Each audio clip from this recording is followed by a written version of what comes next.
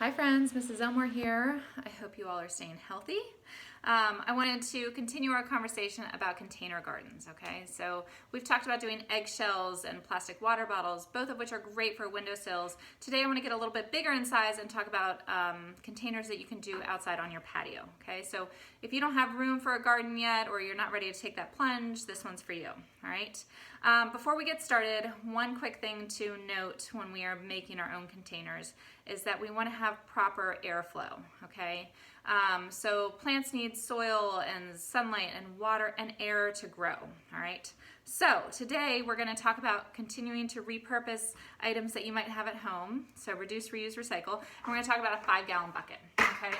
The first thing that we need to do when we are converting a 5-gallon bucket into a container for planting is we need to drill some holes in the bottom, okay? So you can see here that I've drilled decent sized holes all the way around for adequate airflow, all right? Next, to prevent our soil from clogging up those holes, you want to collect some rocks. I have medium-sized gravel here.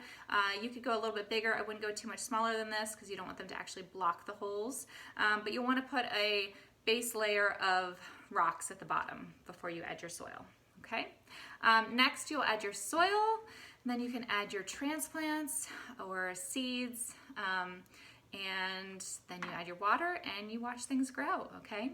5-gallon buckets are great for doing tomatoes or peppers.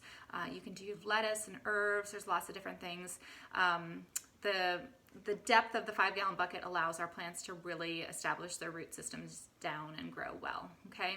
I use the lids as catchers for the base so that water does not seep out and go all over my patio. And so that's always great if you have one of those.